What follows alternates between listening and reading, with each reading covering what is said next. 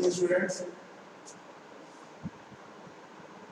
आज हम लोगों का टॉपिक है critical thickness of insulation.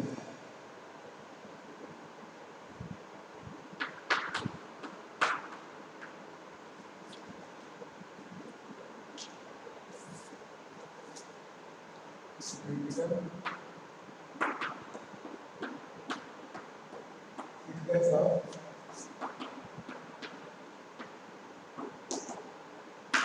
Insulation.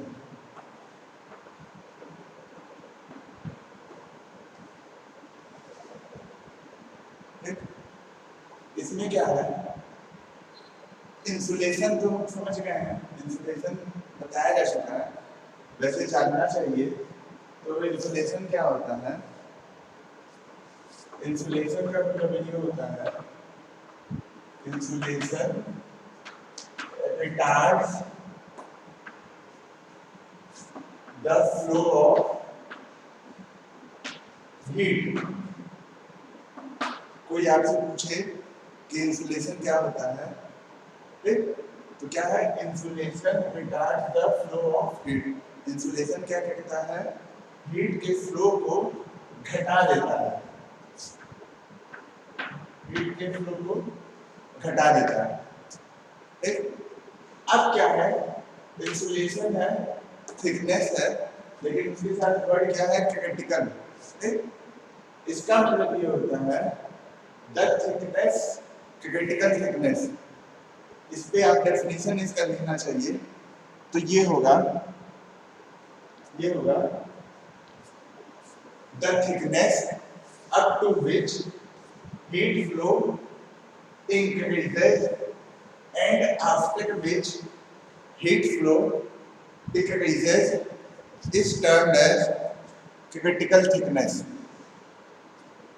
I am repeating, the thickness up to which heat flow increases and after which heat flow decreases is termed as critical thickness.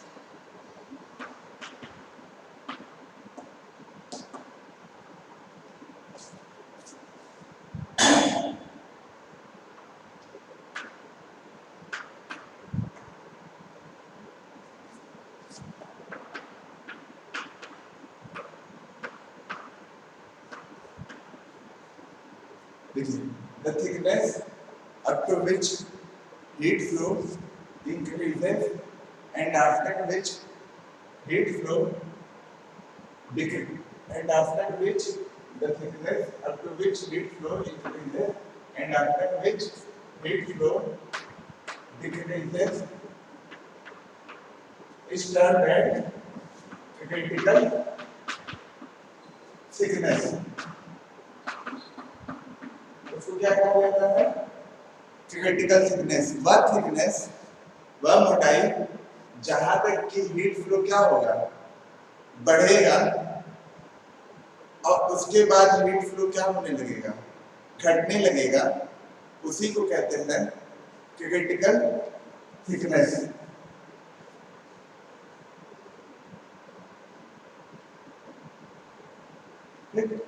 अब क्या है, एक word इसी के साथ आता है, क्रिटिकल रेडियस।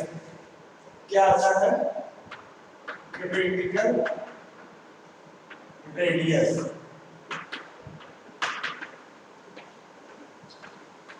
ये क्या होता है, यही जो थिकनेस है, जब आप सिलेंडर या स्फीयर का केस ले लेंगे तो उस केस में वो क्रिटिकल रेडियस हो जाएगा। In case of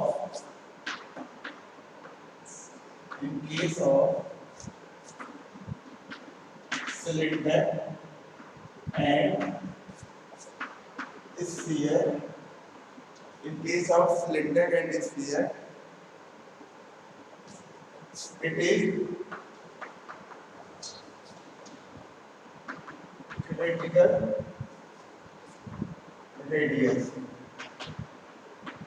In case of cylinder and sphere, it is theoretical radius. Cylinder और स्फीयर के केस में क्या हो जाएगा, जो theoretical थिकनेस है उसी को हम कहेंगे theoretical रेडियस। अब कोई पूछेगा कि क्यों सिलेंडर और स्फीयर में हम theoretical थिकनेस नहीं कह रहे हैं, उसकी जगह पे theoretical रेडियस कह रहे हैं। क्यों कह रहे हैं? इसलिए कि सिलेंडर में भी आपका क्या आएगा, रेडियस आएगा, ठीक, और स्फीयर है उसमें भी क्या आएगा, रेडियस आएगा, इसलिए रेडियस हो गया। अब ये ऐसा होता क्यों है? ऐसा होता क्यों है कि कुछ थिकनेस तक हीट फ्लो क्या होता है, बढ़ता है, और कुछ थिकनेस के बाद हीट फ्लो क्या होता है, घटने लगता है। ठीक, ये क्यों होता है? तो देखिए इतनी चीजें हुई।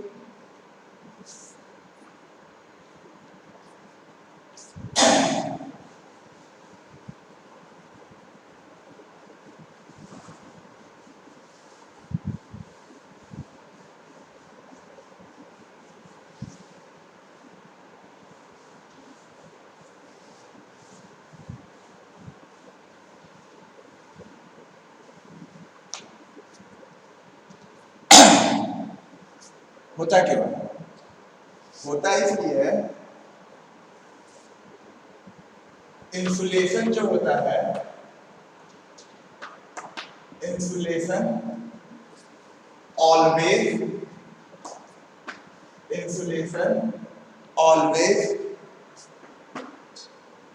increases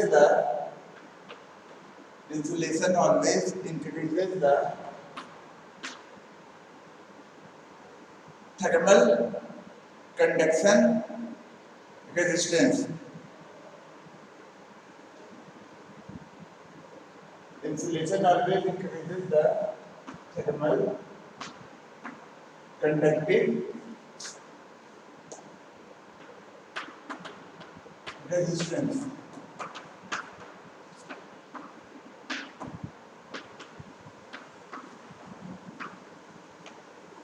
इंसुलेशन क्या होता है? इंसुलेशन हमेशा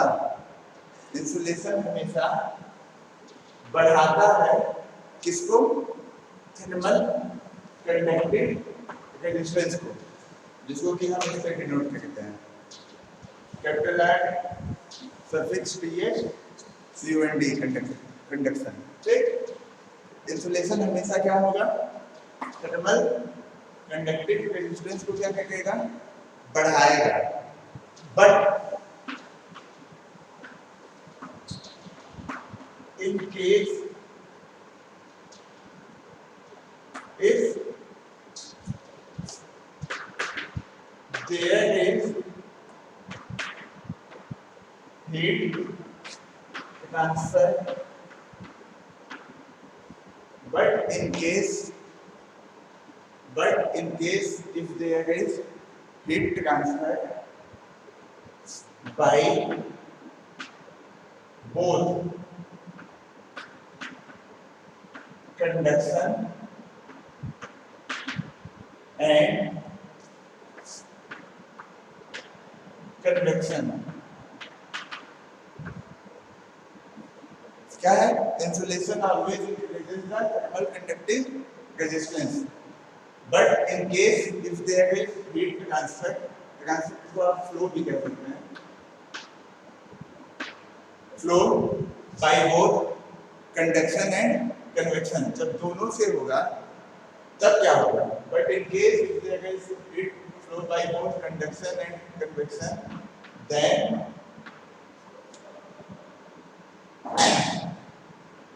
टोटल, अब क्या है, जब कंडक्शन और कन्वेक्शन दोनों आ जाएगा तब आपका क्या आ जाएगा? Thermal contact resistance, then total thermal contact resistance.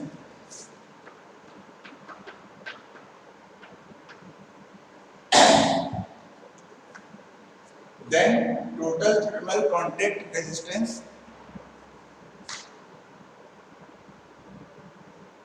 will decrease. क्या होगा? टोटल जो थर्मल कॉन्टैक्ट रेजिस्टेंस है वो क्या होने लगेगा? घटने लगेगा। भले ही से उस पे क्या हुआ है? इंसुलेशन हुआ है। इंसुलेशन होने से थर्मल कंडक्टिव रेजिस्टेंस बढ़ेगा। जब थर्मल कंडक्टिव रेजिस्टेंस बढ़ेगा तो हीट फ्लो क्या होगा? आपका कम होगा। लेकिन ऐसी केस में जहां पे केवल कंडक्शन नहीं हो रहा है, कन्वेक्शन भी हो रहा है, दोनों साथ में, कंडक्शन और कन्वेक्शन, ठीक? तो क्या होगा?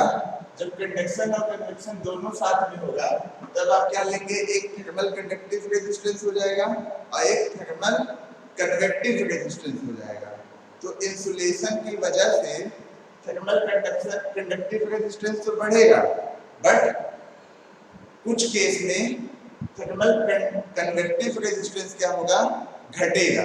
जब थर्मल कन्वेक्टिव रेजिस्टेंस घटेगा तो उसकी वजह से क्या होगा? हीट फ्लो बढ़ने लगेगा। वो एक ही जगह पे होगा। कोई एक बॉडी है मान लीजिए, वहां से हीट फ्लो हुआ दो मोड से, कंडक्शन और कन्वेक्शन, ठीक? उस पे इंसुलेशन हुआ है। जब इंसुलेशन हुआ है उस पे, तो इंसुलेशन होने की वजह से आपका थर्मल कंडक्टिव रेजिस्टेंस बढ़ेगा, बट कुछ केस में थर्मल कन्वेक्टिव रेजिस्टेंस क्या होगा? घटेगा, जिसकी वजह से जो थर्मल कॉन्टैक्ट रेजिस्टेंस है वो क्या होने लगेगा? घटने लगेगा, और उसकी वजह से हीट फ्लो क्या होने लगेगा? बढ़ने लगेगा। ठीक है, यही चीज लिखा हूं मैं। Insulation always increases the thermal conductive resistance, but in case if there is heat transfer by both conduction and convection, then total thermal contact resistance will decrease due to decreasing thermal convective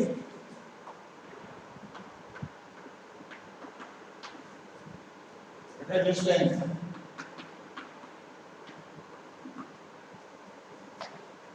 Due to decrease in thermal convective resistance. क्या क्यों thermal contact resistance घटा? क्योंकि thermal convective resistance क्या होने लगा? घटने लगा। ठीक? अब आप पूछेंगे कि थर्मल कन्वेक्टिव रेजिस्टेंस क्यों घटने लगा? थर्मल कन्वेक्टिव रेजिस्टेंस क्यों घटने लगा? इसलिए घटने लगा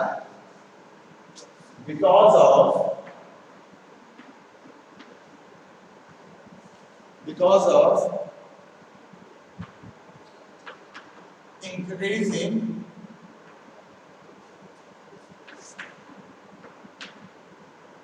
surface area of heat flow as in case of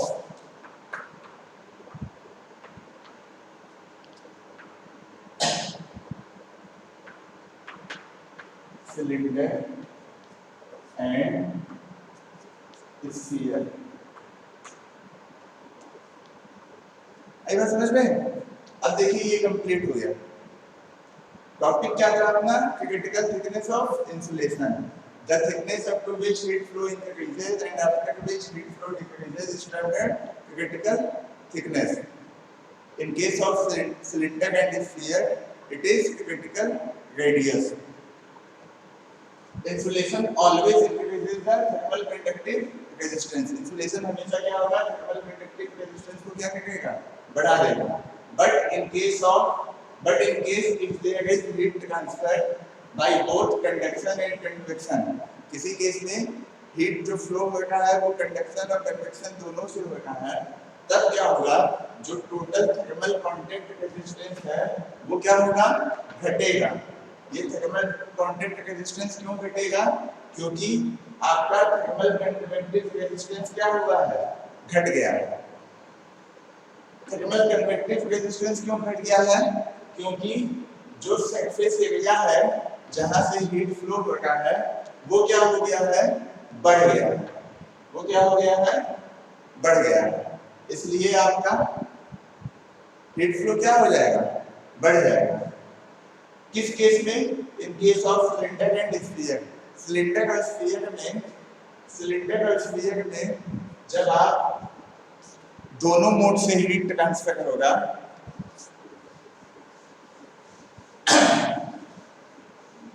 cylinder और स्फीयर में जब दोनों मोड से हीट ट्रांसफर होगा तो आपका जो सरफेस एरिया है वो क्या होगा, बढ़ जाएगा। उसके बढ़ने की वजह से जो थर्मल कन्वेक्टिव रेजिस्टेंस है वो घट जाएगा। वो घट जाएगा, इसलिए आपका टोटल थर्मल कॉन्टैक्ट रेजिस्टेंस है वो भी घट जाएगा। और वो घटने की वजह से आपका हीट फ्लो क्या हो जाएगा, बढ़ जाएगा। ठीक है, मान लीजिए एक अपने पास क्या है, सिलेंडर है।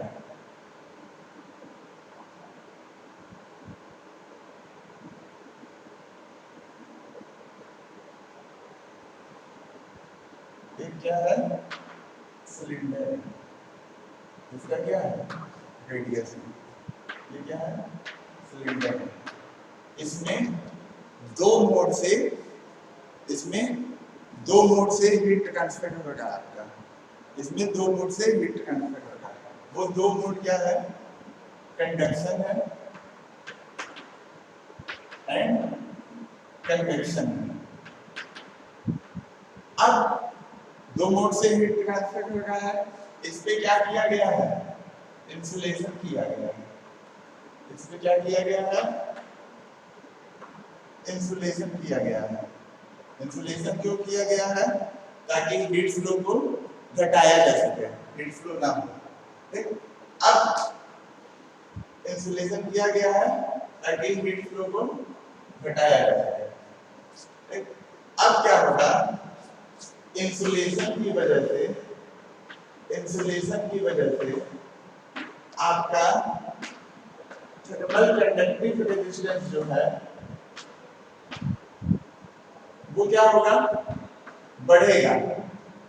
ठीक, लेकिन जो थर्मल कन्वेक्टिव रेजिस्टेंस है वो क्या होगा, घटेगा। थर्मल कन्वेक्टिव रेजिस्टेंस क्यों घटेगा, क्योंकि इसका जो सरफेस एरिया है सिलेंडर का वो आपका क्या हो जाएगा, बढ़ जाएगा है, क्योंकि दो मोड है, कन्वेक्शन भी है कन्वेक्शन भी है। ठीक, दोनों में ए ऐसे आएगा। ठीक, तो ये क्या होगा, सरफेस एरिया बढ़ गया तो इसकी वैल्यू कम। अब जब हीट फ्लो होता है उसमें क्या होता है, जो थर्मल कॉन्टैक्ट रेजिस्टेंस होता है, थर्मल कॉन्टैक्ट रेजिस्टेंस ये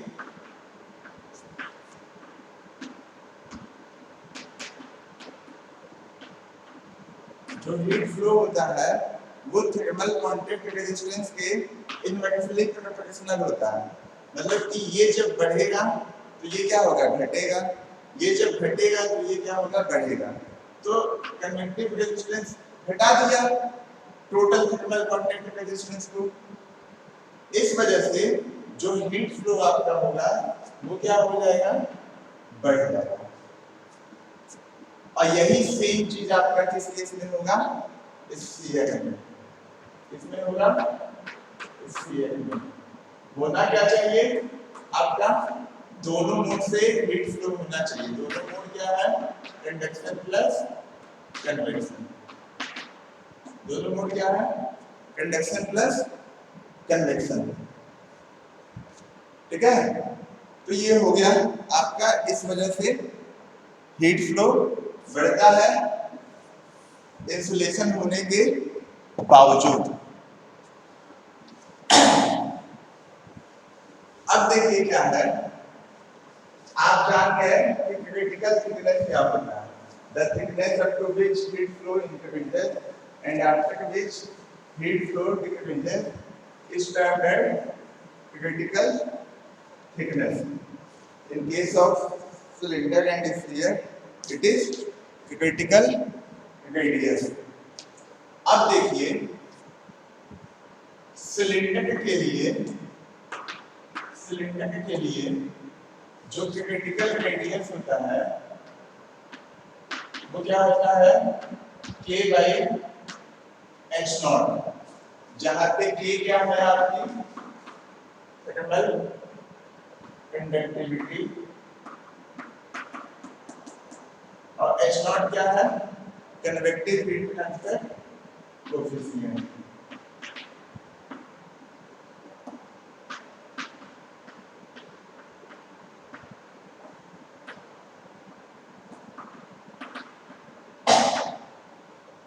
ये हो गया किसके केस में, सिलेंडर के लिए, ठीक है।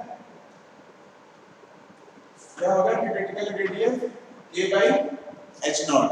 अब लिखिए स्फीयर, अब लिखिए स्फीयर, यहाँ की जो क्रिटिकल रेडियस होता है वो क्या होता है 2k बाई एच नॉट, वो क्या होता है 2k बाई एच नॉट। ये हो गया आपका स्फीयर के लिए। तो एग्जाम में आपसे ये चीज पूछता है, ठीक है, एग्जाम में ये चीज पूछता है। क्रिटिकल थिकनेस क्या है, critical thickness of insulation, critical thickness, critical radius, critical radius for cylinder, critical radius for sphere, या इसके बेस पे क्वेश्चन भी पूछ सकता है। वैसे कम संभावना है कि क्वेश्चन पूछे, बट ये चीज पूछता है 2 मार्क्स में, ठीक है।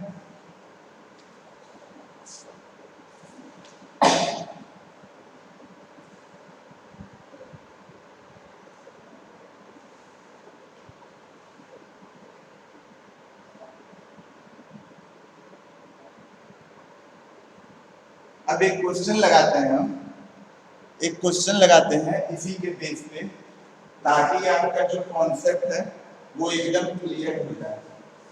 कि उसमें क्वेश्चन भी आए तो क्वेश्चन भी लगा लीजिए, न्यूमेरिकल लाइन्स लगा लीजिए, जब थ्योरेटिकल पार्ट पूछता है लिखने के लिए तो वो भी लिखा जाए। क्वेश्चन क्या है, calculate the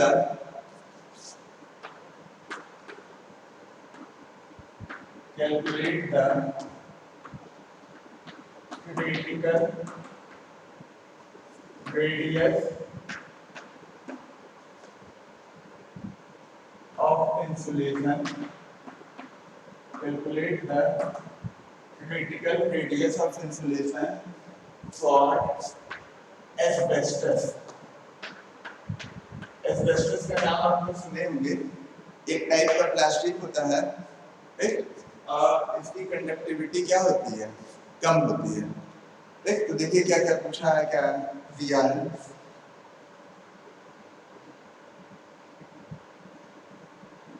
Calculate the critical radius of insulation for asbestos, K equal to 0.172, K equal to 0.172 watt per meter Kelvin।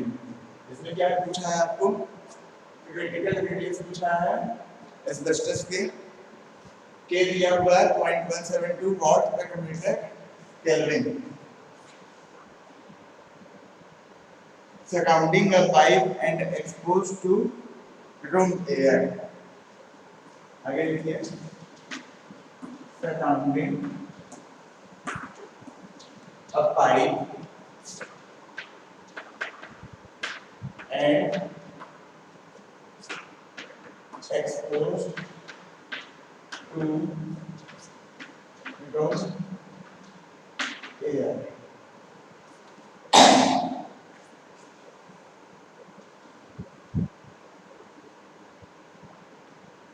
at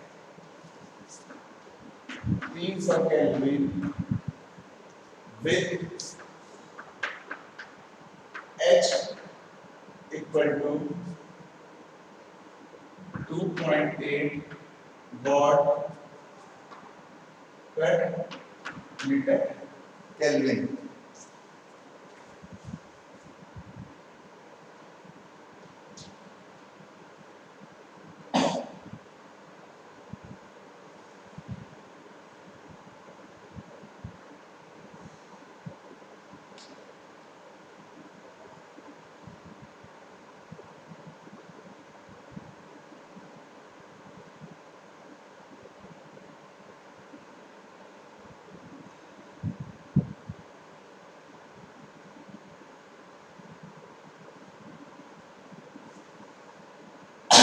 अब देखिए इतना है, के भी दिया है, एच भी दिया है, बस इसकी वैल्यू आपको निकालनी है।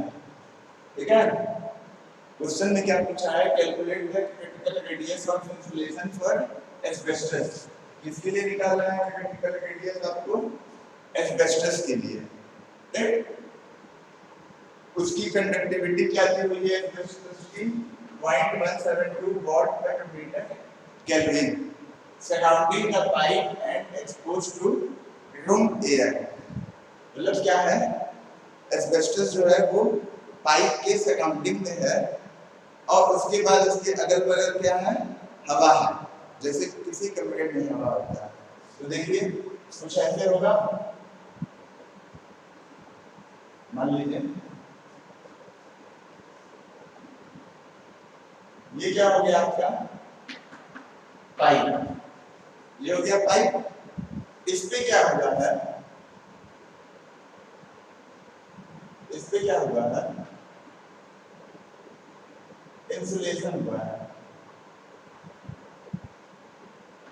इस पे क्या हुआ है आपका, इंसुलेशन हुआ है। ये चीज आपकी इंसुलेशन हुई है। इंसुलेशन हुआ किसका है, एस्बेस्टस का, एस्बेस्टस का, जिसकी कंडक्टिविटी क्या दी हुई है, 0.172। ठीक, अब इस एस्बेस्टस के अगल बगल क्या है, हवा है। इस एस्बेस्टस के अगल बगल क्या है, हवा है।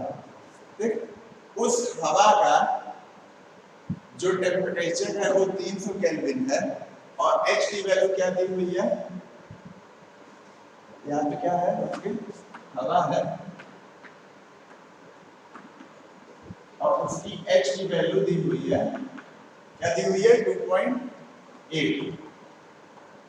ठीक, आगे यूनिट जो है वो सही है। अब आपसे पूछा है क्रिटिकल रेडियस, तो पहले आपको क्या जानना था कि ये किस टाइप का शेप है। वो देखिए आपको शेप बताया नहीं है क्वेश्चन में, वो केवल बताया है कि पाइप के सराउंडिंग में पाइप के सराउंडिंग में आपका एस्बेस्टस है। तो आपको अपने आप से जानना पड़ेगा कि भाई पाइप होता है, पाइप देखें पाइप कैसे शेप का होता है, सिलिंड्रिकल होता है, तो हमको सिलिंड्रिकल वाला जो क्रिटिकल रेडियस है वो वाला फार्मूला लगाना पड़ेगा। वो होता क्या है, I critical equal to K by H naught, K की वैल्यू है 0.172 और H naught की वैल्यू है 2.8। इसको सॉल्व कीजिए, सब मीटर में है, तो जो क्रिटिकल रेडियस आपको मिलेगा वो किस में मिलेगा, मीटर में, 0.0613 0.0613 मीटर। इसमें 1000 से मल्टीप्लाई करके दीजिए, तो जब 1000 से मल्टीप्लाई करेंगे तो क्या हो जाएगा, 61.43 mm। ठीक, यही आपका आंसर हो जाएगा, यही आपका आंसर हो जाएगा। तो ठीक है, इतना आज के लिए ये आंसर है, K by H naught। Right? Okay, thank you.